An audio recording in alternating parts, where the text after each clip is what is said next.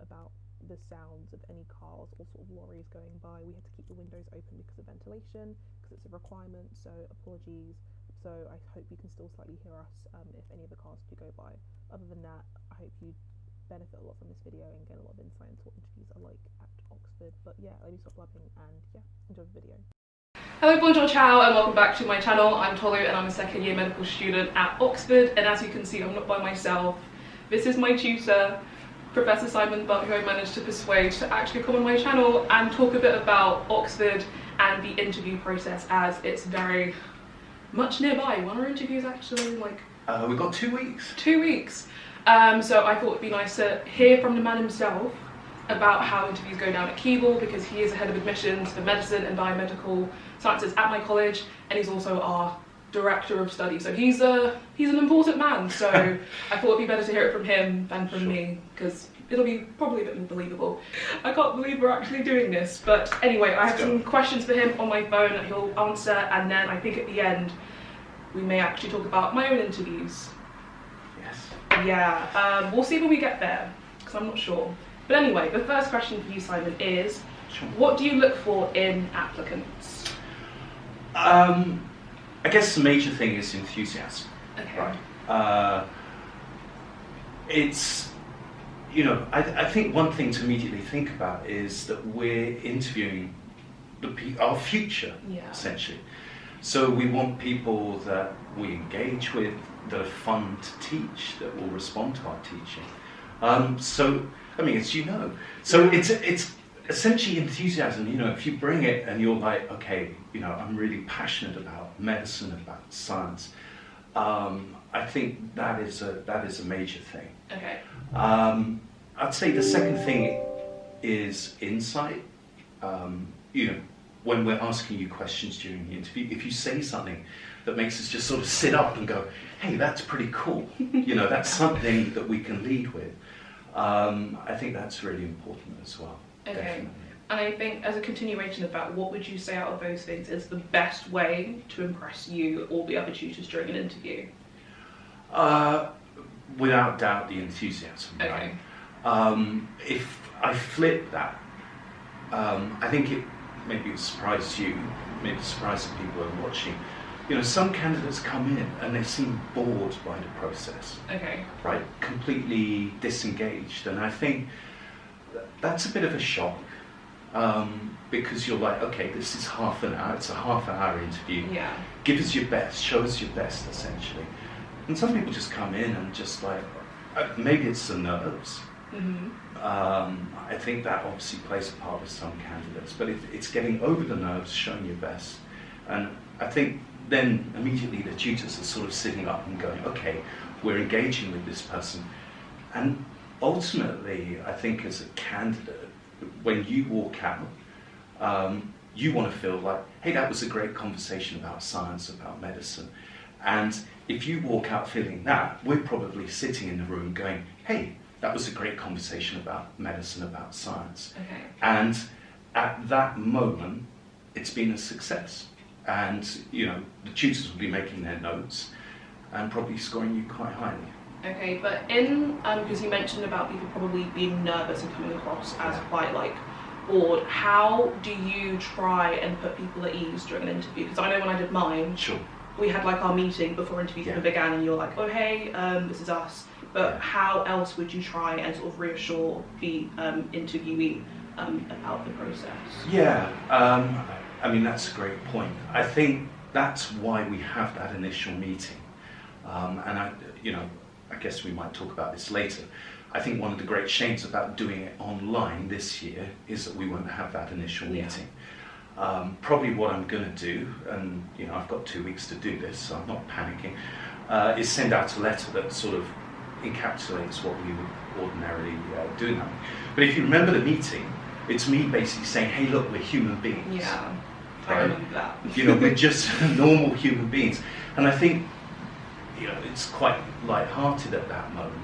We can see, because typically the people are lined up here, right? Mm-hmm. And we're taking the photographs, and I'm introducing everybody. I mean, you can remember all this, right? I can. Or I'm just thinking about the photograph after, because remember us accidentally seeing it. I think one of our tutors, Me? like, Yeah. no, it was Reese. Oh. He was trying to like identify who was who, and he still had our pictures from the interview Sure. day to like whistle us down. I looked at it, I was like, wow, that's the most awful picture I've ever seen. I never want to see it again. But yeah, I don't know. But that I felt having that at the time was really useful. Yeah. But like as Simon said, interviews this year are online, so you won't necessarily have that sort of initial meeting. I feel like a lot of the things that you're going to say will still apply to the online format. It's just a case of it being on a screen rather than in person. Yeah. But like, do you have any comments on how to sort of readjust things for the online format rather than like the in-person Yeah. I mean, we have done Skype interviews before. like for international students? Yeah, exactly. Mainly for biomedical sciences, because medicine you're required to attend in person. They work pretty well. I think the one major thing this year is obviously everybody's doing them online. As I say, what I'll do is I'll try and send out a letter that introduces the interview panel in that letter, so you know who you're going to see on the video call, on the Teams call. And it's just relax. We're human beings. I think you've come to realise this over the last sort of year and a half. Yeah. We obviously we're here because we're good at research. We are passionate about our subjects, but we're just regular human beings. And I think the key thing to take away is we're genuinely excited to meet the candidates. It comes back to this, you're our future, right? So there's this weird interaction where obviously the candidate's nervous because they're like, oh my goodness, this is a huge thing. This is half an hour. It's going to change my life potentially. At the same time, we're like this. We have the opportunity to change that person's life. We're excited to meet them because 6 of those individuals will be our future, maybe more. And so that's why we want to see the best of them. So yeah, when you come on the video call, hopefully you will recognise us from the letter because I'll put little photos in there. You'll have some understanding who we are. But we're human, we're excited to meet you, and let's just have a fun chat about science. And it's half an hour.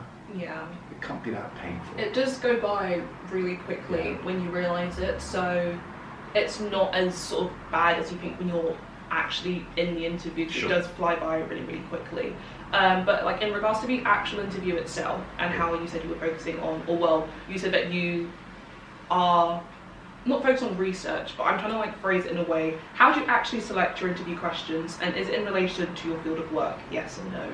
Yes, definitely. I mean, actually, do you want to have a quick look at your personal statement? Not yet. Oh wait, yeah, my personal statement. Yeah, now, that's fine. All I want you to do is focus on the bits that I've highlighted. Okay, this is so...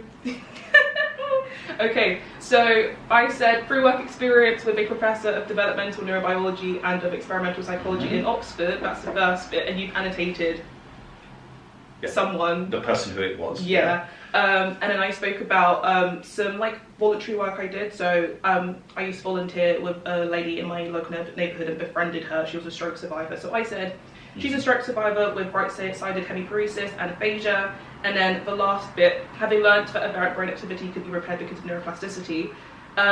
So if you can't tell, Simon is a neuroscientist. So he's highlighted the neuroscience specific parts of my personal statement. So yeah.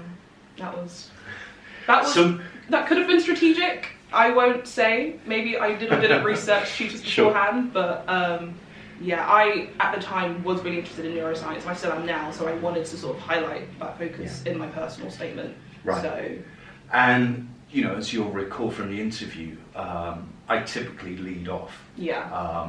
And what I will do is I go over your GCSE qualifications, what you're expecting to get in A levels, and some of those are highlighted. We can look at that later, maybe. And that's mainly to make you feel at ease, and just to explore the way that you think about your academic subjects. If there's been slight blips in the road, like a B grade in astronomy comes to mind, but it's working out how you think, why that happened, right? And we get some pretty good insights from that. Then I'll pick something up from the personal statement, and if there's no neuroscience, actually what will typically happen is Ulrika, who's my colleague, who would ordinarily be in the room with me, she might have picked something up more sort of cellular molecular biology, in which case she will lead on the personal statement. And we kind of sort of tag team on that at the front end. So, and that initial phase is, I'll ask a question about what you did, and it's how you respond, and that's why you can see there's the sort of the furious notes down the bottom. Because we started talking about synaptic plasticity, and I don't have it planned. You can take me off in whatever direction you like. But at that stage, what I will do is I'll just gradually ramp up the knowledge level. So, we looking here, you introduced stem cells. You talked about how then maybe you could train the stem cells to integrate using feedback, potentially music, and then we moved on to membrane and synapses. And you'll remember their first year tutorials that we had, our first few essays were based on that. Exactly those. So I'm actually then giving you a first year tutorial. Okay. And it's how you respond to that. And I think, this is maybe another question that you have. What I will do is gradually ramp up the knowledge level to the point where you say, I don't know. All right? And it's what happens then is I suddenly will say, okay, great, Tolu, you don't know. But can you think of what it might be? Can you go beyond essentially your sphere of knowledge? Can you punch through that? And I guess you did. Yay. I know a lot of people had concerns about whether or not it'd be okay to say I don't know in an interview, because a lot of sort of myths sort of say that, if you don't know an answer to something, then you have like a really, really bad shot at this or whatever. But I know from like people advising me, and obviously after my interview, that actually saying I don't know is actually okay, because it then does lead you on to further discussion. So just like for the sake of explicitity, can you just reassure people to say I don't know in an interview is absolutely fine, because it is fine. Yeah, it is absolutely fine. I think what will happen then is the tutors will reflect it back and you say, okay, sure, we appreciate this isn't your current knowledge. Can you come up with an idea? Can you come up with some sort of hypothesis? And in actual fact, and I don't mean to sort of embarrass you He's just completely. picking on my interview. Wow, this is something. No, we're going to go through this. Then there is a point. Here we go. So you hadn't heard of what a promoter is in terms of gene regulation. But my note says hasn't heard of promoter, but asks what it is. Okay? So you had a knowledge deficit, but you basically said, oh, that's cool, I'll run with that. Hey, by the way, what was that? And again, we're in the interview, we're not going to test you on your A-level knowledge. Right, that's a given. Predicted 2 A stars A. Oh my gosh, I'm just being exposed. It was going to be great. So, and I think that's another thing, and that is something to absolutely get across. When you're coming into the interview, we're not going to be asking you about A-level biology or whatever, right? We assume you're going to get the grades. We don't care. I flagged up the predicted grades because we just want to sort of make sure that you're going to get those. And yes, we're going to hit a point where, there is a failure of your knowledge, like there was in terms of a promoter, in terms of genetic regulation. We might follow up, we might explain, and we want to see how you respond to that. And again, I would just encourage people at that point just to come up with an idea or query what we're saying, get us to explain it, because we just want a good conversation about science, right? And again, it comes back to that time and time again. What I would say is, the interviews vary from college to college. Some might be more abrupt and sort of say, okay, you don't have that knowledge, move on. I honestly don't know, but certainly here, what we're trying to do ultimately is understand how you think.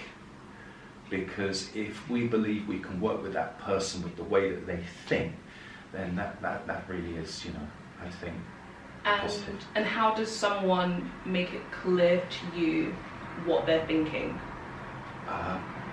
by essentially vocalizing it. Yeah, thinking out loud. Thinking out loud, yeah. You know, sometimes you'll see people sort of scribbling notes on a bit of paper that we would have. Obviously, that's going to be an issue this year because we're not going to have that ability. But yeah, just, you know, I guess one piece of advice isn't just sit there quietly. By all means, actually take time to reflect on the question. We don't mind that. You know, you don't have to talk 100 miles an hour all the time. So yeah, reflect. But then if you're struggling, sort of say, okay, what I'm thinking is this. You know, what I understand is that. Can we bring this together? And, you know, we'll try and help you at that stage. Yeah. Amazing. So as a result of that, what are some common mistakes then that some people do during an interview? Well, come across as being bored. Yeah. I mean, again, you know, that it's quite disheartening in a actually for us just as much as the candidate. I think one thing I would absolutely encourage, actually, you know, and this has just occurred to me, is don't panic. Easier said than done, but okay. Yeah, sure, and I appreciate that because, you know, there's the nerves and everything else. You know, you give a wrong answer, right? And then suddenly you're like, oh my God, why did I say that? But actually what you'll find is, particularly like in that initial stage, if you say something completely outrageous, I'll be like, oh, that's interesting. Yeah. Why do you think that? And actually, I don't care if we go completely the wrong direction at that point. Because again, it's giving me insight into the way that you think. Now, if you suddenly go, hey, why did I sort of say, oh, you know, all psychiatric disorders are because of the water they drink? You know, why did I say that? That's just a silly thing to say. And then you spend, you know, the next half an hour worrying about that. That is definitely the worst thing. Get over it and just try and engage, because we will engage with you. We will constantly try to push you. And often as not, you know, particularly in that initial stage, if you go wrong, it's essentially like a big arc. Yeah. What I will gradually do, and this is something we do in tutorials all the time, you give a wrong answer, I will gradually bring you back, hopefully, to the right answer, and you can see the logic of why you went wrong. And again, we will do that in the interview, so don't panic. If you give you know, what you think is a stupid answer, and there are no stupid answers, actually, it's almost, I know this can sound bad, but it's almost more fun for us, because we then, but we have to work out why you went wrong, why you thought that. Because it makes sense, because if you apply the layout of the interview to an actual tutorial format, it's essentially the same thing. So like, in our tutorials, I don't mind getting the wrong answer, because then I can at least work my way back to an actual solution, which is what makes tutorials more fun for me, because like I can make a joke out of doing something wrong, because I know I can like loop it back somehow to getting an actual answer. And then the interviews are the same thing, so just not worrying too much about getting the wrong answer, because you'll hopefully be guided to an okay answer eventually. Yes, and again, it comes to, you know, this is beyond your A-level knowledge, this is beyond your current comfort zone. So, you know, maybe there isn't a right and a wrong, there's just misunderstandings, there's a lack of knowledge, and it's exploring how you deal with that I think is key. Okay, cool. I've got two more questions. Sure. One of them is, what makes a candidate actually memorable? Like, what is one thing or some things that makes them sort of stand out, be like, oh hey, I'm going to remember you, and you're like high up in my books? What's like the most memorable thing you could like suggest? I think again, it's a feeling that builds up through the interview, certainly for the tutors, and you know, at the end, as a candidate, you'll walk out. Yeah. We don't actually confer at that stage. We don't turn to each other and go, oh, yeah, jolly good, big tick. We actually just write our score on the piece of paper and put it down, in part because we've got to get straight on with the next candidate. But, you know, that you kind of get this feeling in the room that it was a great conversation, we had a fun time, and that builds to a moment where you're like, yeah, all right, 4 out of 4, job done. You put it down, and then actually when we all get together, immediately what we do is I say, okay, give me your scores. And everybody just trots out their scores. And then we sort of say, okay, you know, what did we really like? What was the real positives? What sort of justified that score that we gave? And yeah, again, it's about that sort of that enjoyment that we had with the half hour, that we had a great conversation with the individual. There are individual sparks, and we can look at your interview sheets and actually see what they were. Yeah. They're very specific moments where one of the interviewers would have said, "Hey, I like that," and that's what we would have touched upon in the post-interview meeting. Okay. And the last question is, before we sort of roast my interview, layout, is Sure. what general advice, like last few bits of advice, would you suggest to people who are about to have their interviews in terms of the Oxford traditional format? In terms of the original one, I think, be prepared to talk about anything scientific. And I would definitely encourage you, actually, get your parents around the table every evening, just talk science at them. Your gran at Christmas, just tell her about photosynthesis or something crazy like that. I mean, she'll probably go, "Yes, darling, that was lovely." But I just, I think being familiar, talking science, being enthusiastic about the science, and, one of the reasons why I would recommend doing it with a relative is they're probably going, "What? Yeah. What do you mean by that?" And if you can explain the concept, "Oh, why is that?" Again, can you, annoying little brothers and sisters when they go, why? Just, answer the questions, go with it. Being able to converse for half an hour, scientific subjects with enthusiasm is by far the best preparation. The one we touched on, the second one would be know your tutors. Yeah. Right? As you've discovered, I was ready to talk neuroscience. You fell into my trap. Maybe you laid the trap for me. I don't know. But, being aware who's going to be in the room with you. Now, we often announce that. You would have got a letter from me, probably an email. Yeah. And I do sort of say, okay, this is who's going to be on the interview panel. Get on the college webpage, work out what we do, what our field of expertise is, because that is good ammunition. All right, and then compare it to your personal statement.